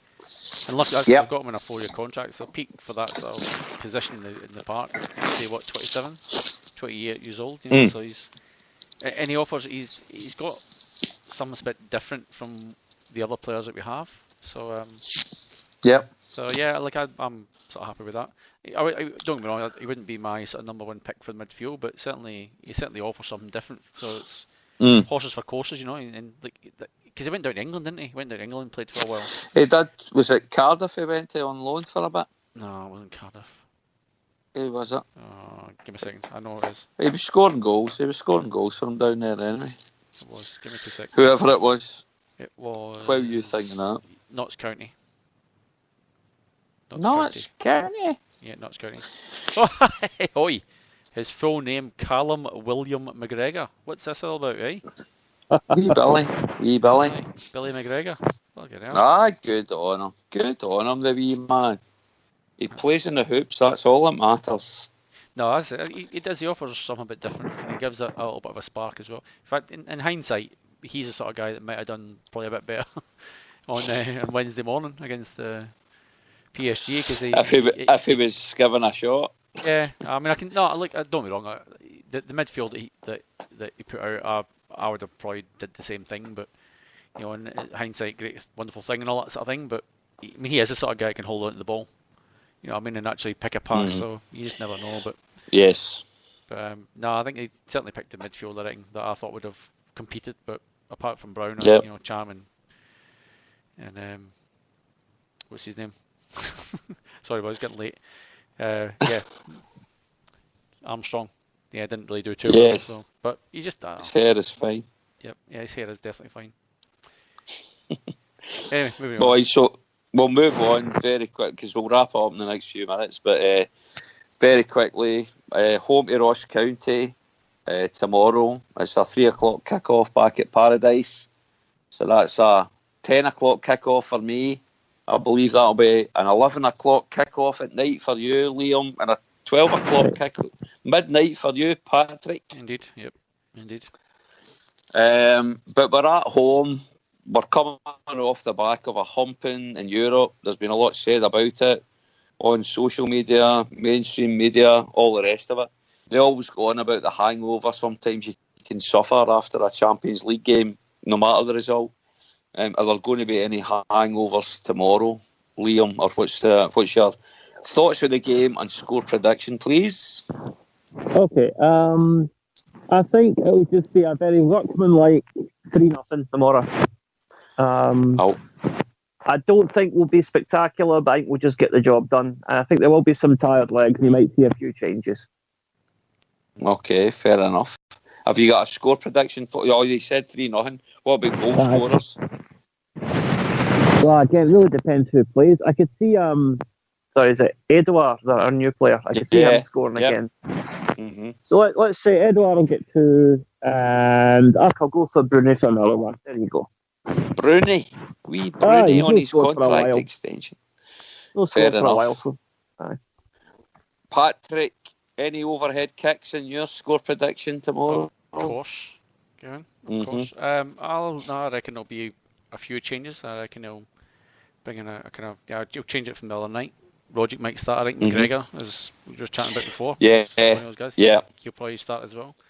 And I think I reckon Dembele will be involved in some way, shape, or form. I reckon they're trying to get him up for the Huns game, sort of the following week. So I reckon you get to see him play. Maybe if he was close to being fit, I'd start him. I'd give him the first hour, and then I'd try and give him the whole game on Wednesday as well.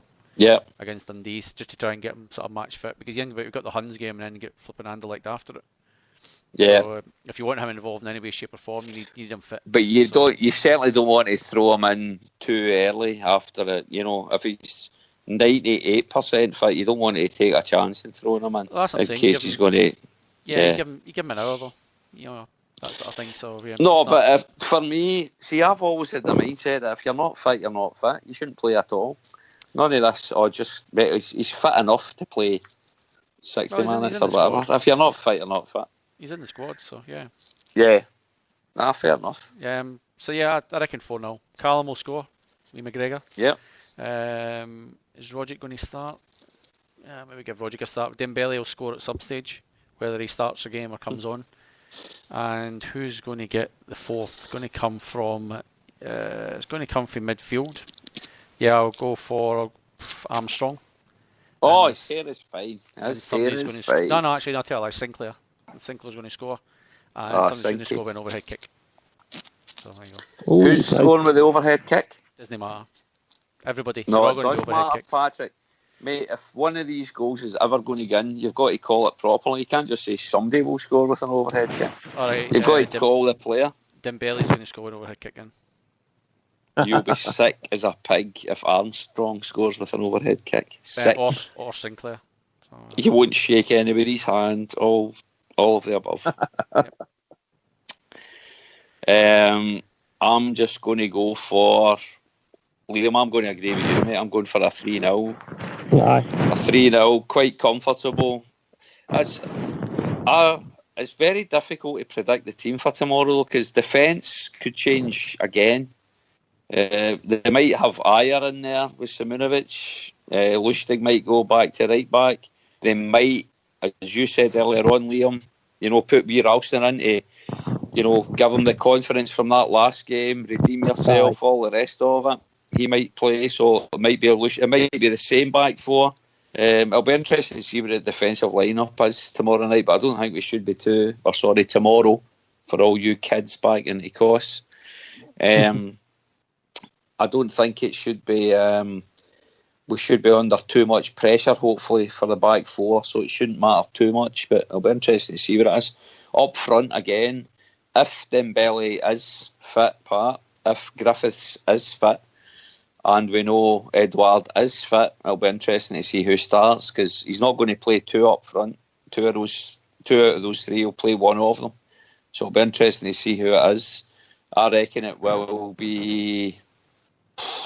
Bloody hell.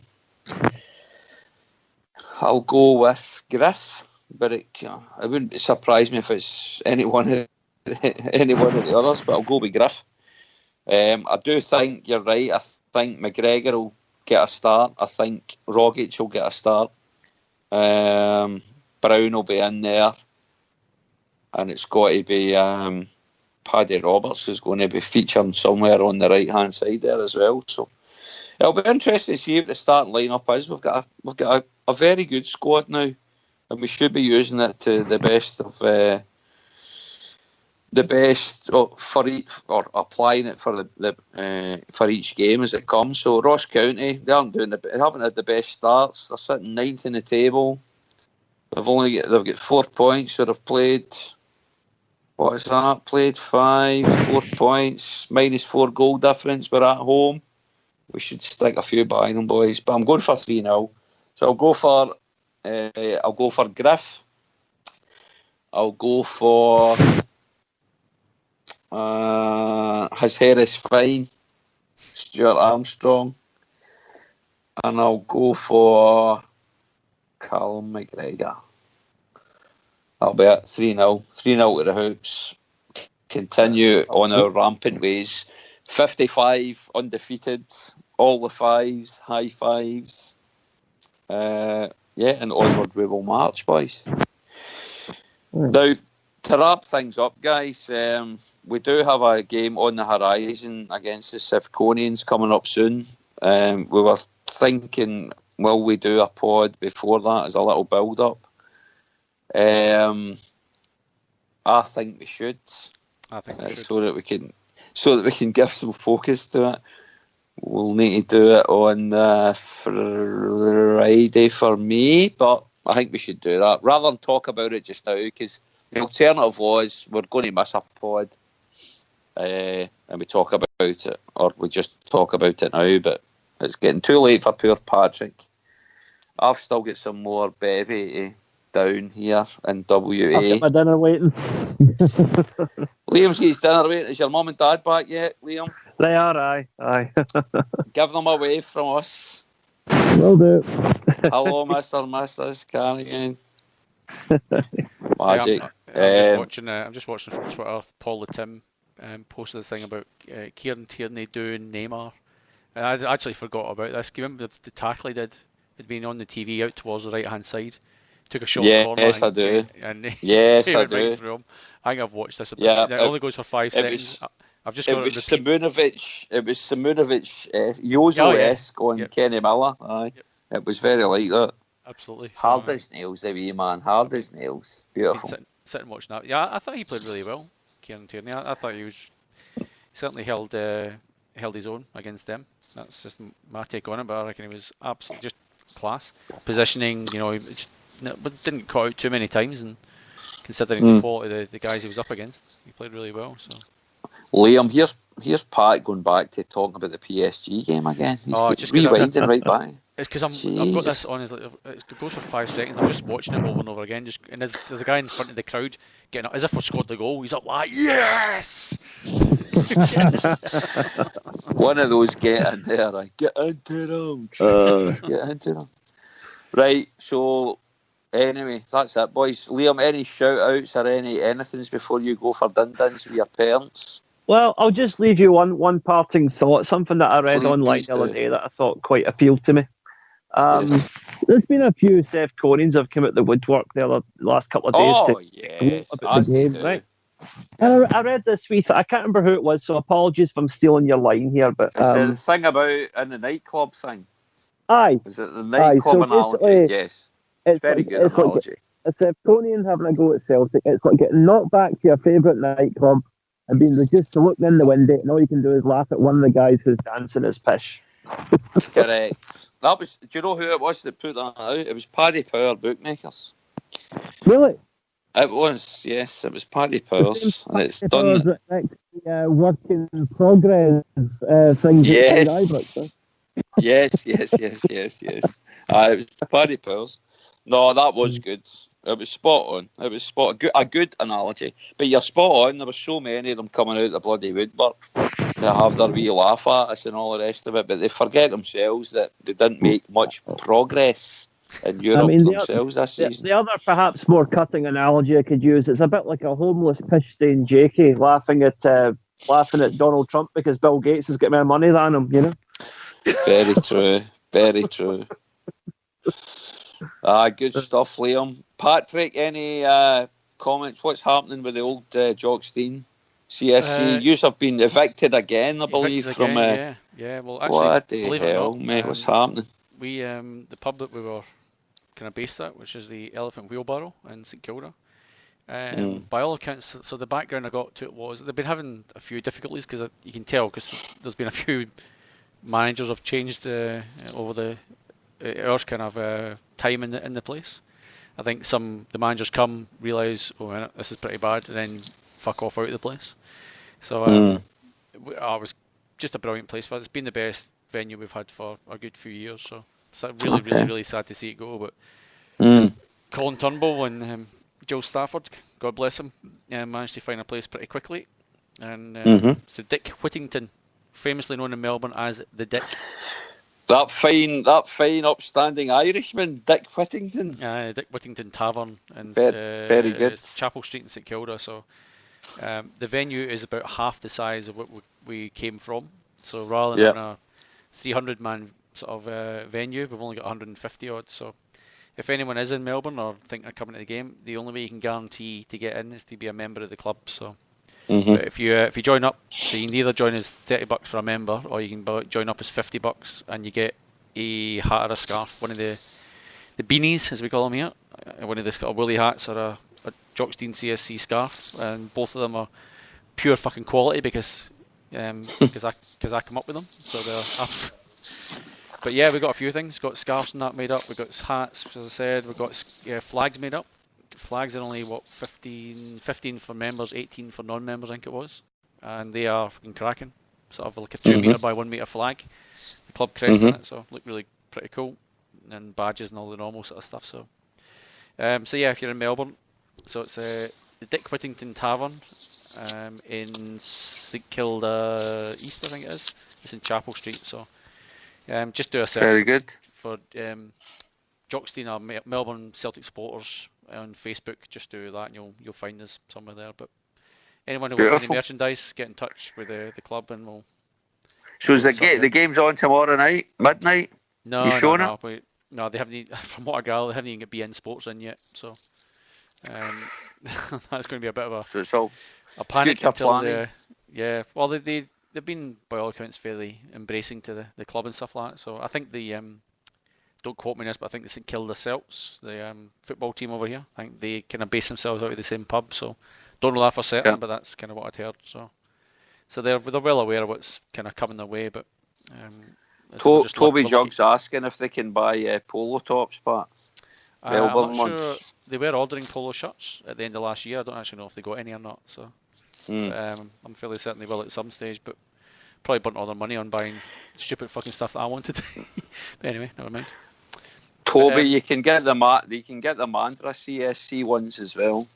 We'll sort something out. Mates rates, mate. Mates rates. That's it. So they look beautiful. Speak to Jimmy Malk. He'll demonstrate the old Mandra CSC polos for you. Sorry, Pat, on you go. No, I mean, just keep in mind, people. Anyone who's listening, it's really the club don't make sort of much money out of these things. They might only make $3-4 on a shirt at best. So if you do want even stuff sent overseas, get in touch. We don't, I did price some of this stuff depending on what you want. It can be cheap, it can be expensive depending on what sort of delivery that you want. But if you're interested in it, get in touch with either the podcast here, or we'll forward on to Kev or whoever. But even if you want any of the supporters clubs in Australia, just sort of send us a tweet or send us an email. halftheworld88@gmail.com or all sorts of stuff out. Yeah, and we'll forward it on to the guys in Sydney or Adelaide. Guys in Adelaide as well got some stuff to sell. And it's like I kind of always liked stuff back in Scotland of having other supporters clubs kind of stuff, and we see all sorts. We see stuff from the Middle East. We see New York sort of merchandise in our place. Melbourne. And yes, Toby, we do want a chamois polos, don't we, boys? Half the world away. One of these nights we'll have nice Barrafield Shamrock CSE polos on us. Toby's offering. We're not going to pay you for them at all, Tobs. Not even post. Just send them over, mate. Well, what we do is we pay nothing for them. If we get merchandise from other clubs, we would quite often include it in raffle prizes. Reciprocate. Yeah, we do. Because I was actually thinking this all. Sorry to be rude, boys. My iPad's nearly dead. I'm going to have to drop it. Okay, I'll catch you later. Go for it, Liam. Enjoy your dinner with your mum and dad. Hail, mate. Cheers. All Cheers, right, Liam. see you later. See you, mate. Yep. So we normally just give it as prizes to to people in our club and stuff like that. So that's kind of, yeah, so when I go on holiday to the US next year, I was thinking I'm going to have to fill my case full of stuff and see if I can find the San Francisco guys and the LA guys and all these sort of things. Try and do a bit of a swap and then bring stuff back and yeah, just raffle stuff off. So yes, that's pretty much from us. But from what I gather as well, Kev, there is another sports club in Melbourne, the number one club, and there is, and they get evicted as well. So they lost their pub. They were in the Celtic club in the city, and that's closed. So they're out in their arse. What is it in Melbourne? Melbourne's meant to be the most livable, fantastic city in the world, and all that happens is Celtic fans get chucked out of pubs. Not for bad behaviour, just because pubs are closing down and shit. I think it's the value of the properties, Kev. They become this point where property is so expensive here now that if you're in prime land in the middle of St Kilda, you'd rather build, apartments and stuff like that than having a pub that brings in 100 folk on a Saturday night. That series, The Block, has got a lot to answer for. So. Actually, my wife saw who's the Foreman guy again? I forget the guy's name now. Scotty Cam. No, not Scotty Cam. The really annoying one. Oh, I don't know. I don't watch it. Shit, man. Car crash television, son. No, there's a guy. The foreman of it lives sort of around the corner from us. So he's my wife saw him at Southland with his little daughters and stuff like that, smoking a fag. With his two little daughters. So anyway, as you do. Yes, and there was a guy. Did you see the thing I posted on the club last night? Or the supporters club one? There's a guy on the AFL footy show. John Colley. John Colley. Yep. So the message I've got for you is John. So his wife Jackie, Michelle, my wife, taught beside her in St Mungo's in the Gallagate, and not only that, John, who is a plumber, did some plumbing in our house back in Coatbrig back in the day. That very man in the hoops, mate, that was there with Eddie Maguire. And he did actually, afterwards, Eddie Maguire did make a comment, Pat, to say, shout out to the boy in the hoops.